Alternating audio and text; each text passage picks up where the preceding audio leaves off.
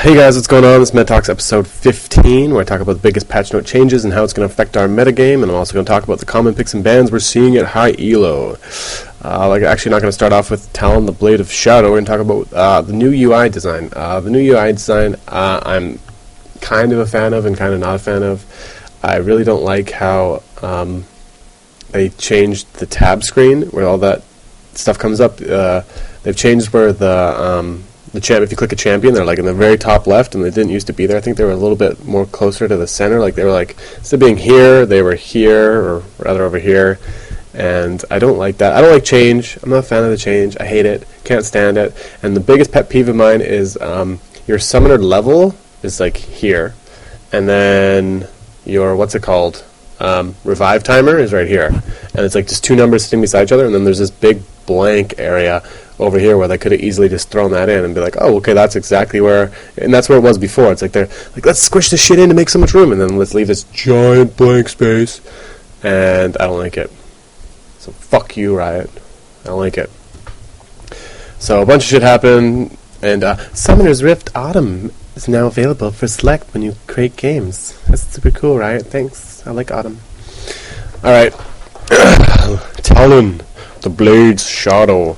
Talon's actually a pretty cool assassin champion. In his laning phase is actually not bad.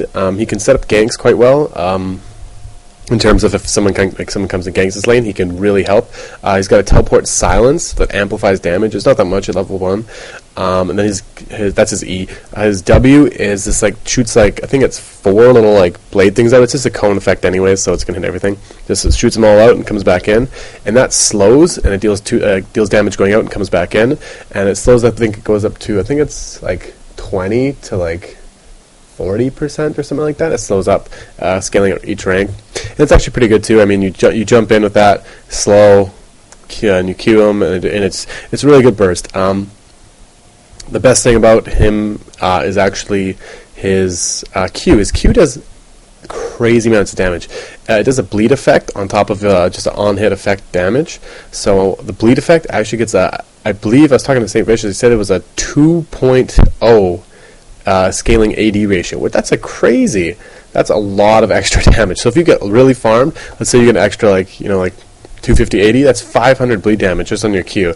That's a lot of damage to come out for an assassin. So if you level up Q, it can hit like a fucking truck for starters. As W again, the slow comes out. It's pretty good for farming too if you level it up. I'm not quite sure which one to level first. I tried leveling Rake, and it was good for harassing. I was lane versus Garen. I first blooded him, then he killed me, then we killed each other again, and then he kind of got ahead of me a little bit.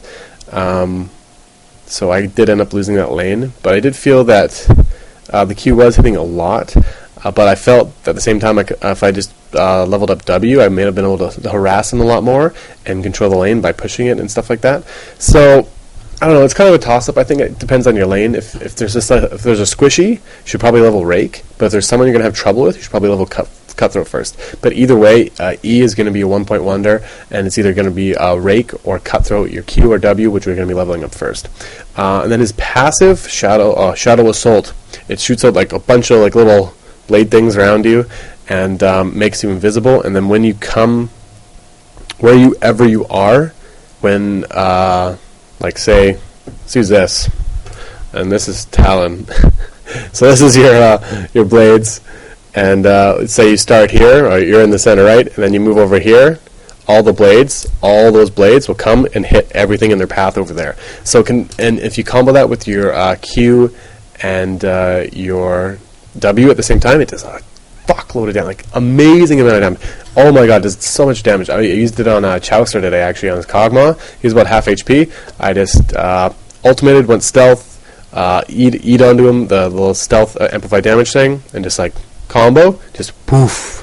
Oh my god, there's so much damage. And the best thing about his ultimate is it's super low cooldown. If you have 40% cooldown reduction at level 16, it's a 24-second ultimate. It's super, you can spam that shit all day long. It's great. So far, I've only played Talon twice. He's pretty fun. I need to play more. Good job on Riot. I don't think he's OP, but I don't think he's underpowered either. He might be able to fill a role. We still need to take a look at him, but that's how I feel about Talon, and that's what you need to know about him. A boot him. I did that. That was the worst Canadian a boot ever. I just noticed myself saying that. That was bad. Alright, Alistar. According to Reap, a high elo Alistar player, Alistar is ruined. I don't think so. I think Alistar is still going to be the most godlike bottom lane support, and this nerf, it sucks, but he's still going to be the best support for bottom lane in competitive play. Unbreakable Will duration adjusted to 7 seconds at all ranks instead of 6, 7, and 8. So it's balanced out to 6 or to 7 at all ranks instead of 6 and then 8. And then the physical and magical damage reduced to 50, 60, 70% from 75% at all ranks. So it does hurt. I mean, at rank 1, that's 25%, which is pretty big. You can't absorb nearly as much damage, but 75% was also massive, so he was absorbing this. Oh, why am I have this in the background? I shouldn't be watching myself talking. Anyways, yeah, it's a nerf, but I don't think it's breaking Alistar. If you guys were watching these games, I played versus Alistar. He played 80 Alistar bottom and absolutely carried and wrecked everything. He was 15-3 by the end of the game, just decimating bottom lane. So Alistar, 100% fine, despite Reap's QQing and video and all that stuff. Not to say anything against Reap, but I mean that's his favorite champion, so obviously when he gets nerfed he's going to be upset about it. But in terms of competitive play, he's still going to be godlike in the bottom lane.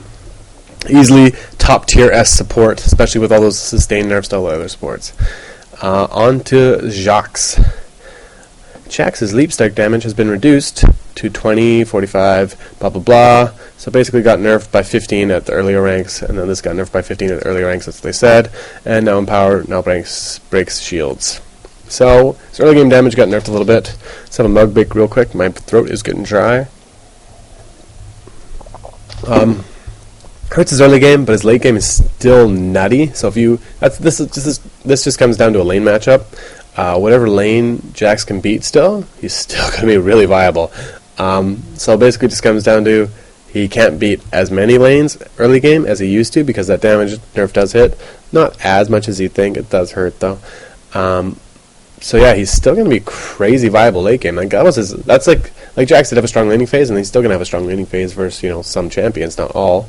But his late game was the thing. It was just oh my god, this guy hits like a truck. So that's how I feel about Jax. Kayle, attack damage per level increased to 2.8 from 2.5. Ooh, a little bit of buff there. Attack speed per level increased to 2.5 from 2. That's actually pretty good.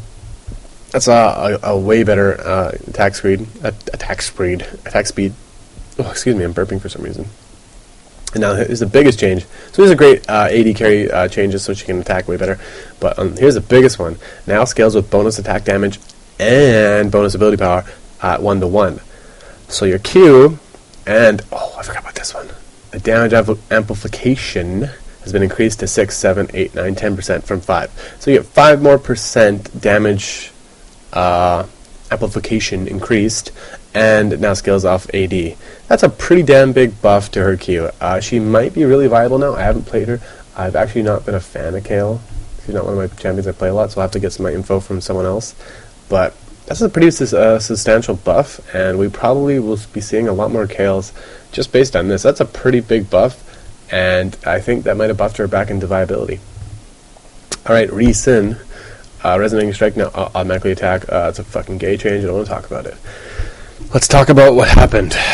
So, Hotshot GG got the MVP at Gamescom, so Riot was like, hey George, suck my dick, we're nerfing Nidalee. And then George cried. He physically cried. And I feel bad for George because they ruined his favorite champion.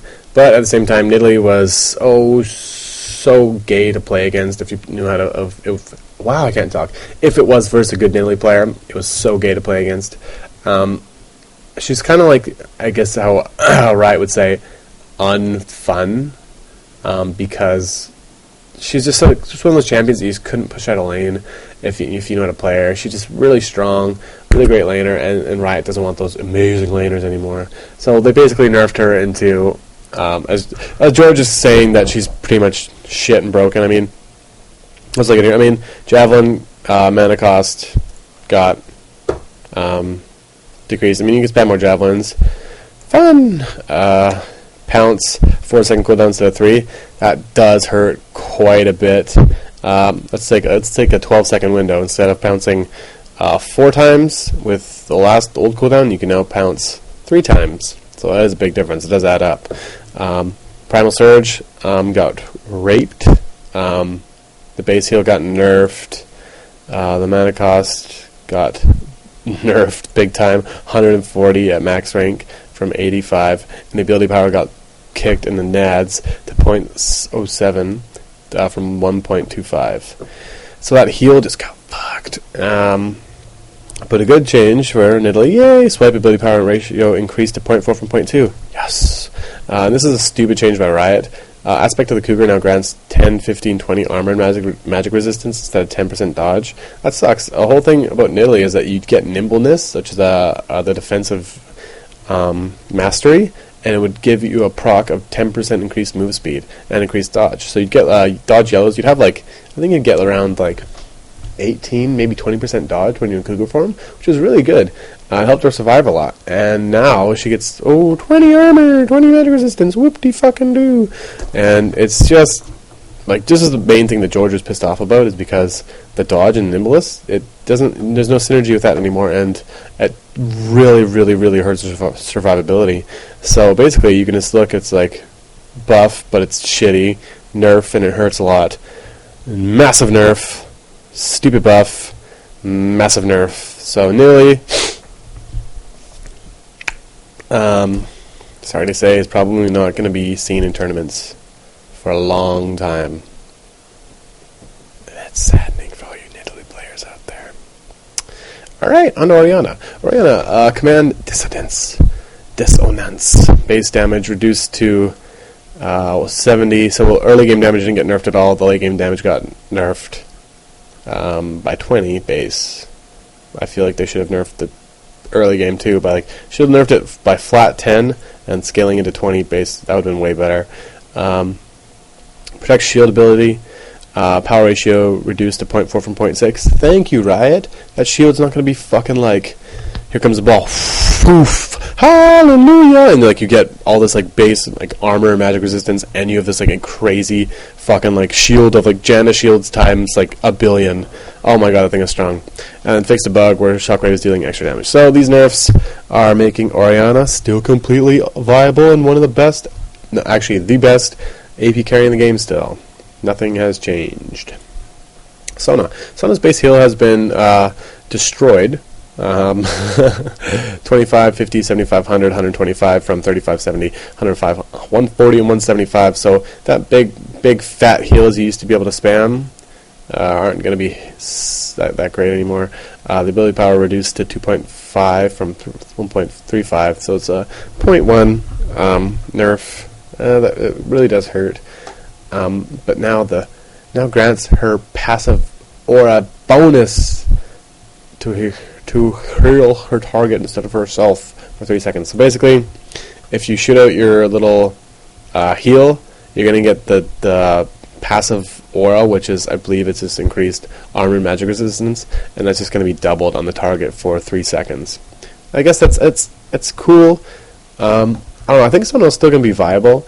I think the viable supports are now going to be Alistar at God tier, Janna at second place, and then it's going to be Sona and Tarek kind of there, and then everything else is shit. I think that's how it's going to go, unless we see some sort of crazy meta change where we're going to see Leona, Morgana, Lux bottom lane helping out supports, maybe even a Blitzcrank, something like that. But I find that to be very doubtful, as sustain and healing is still going to be very strong. So yeah. So Sona, probably still viable. Probably the third best support in the game right now. And that's all I'm going to say about her. Alright, Soraka. Soraka's recommended items have been updated. Thank God, I didn't know what to play before. And base health has been increased. Ooh, base health per level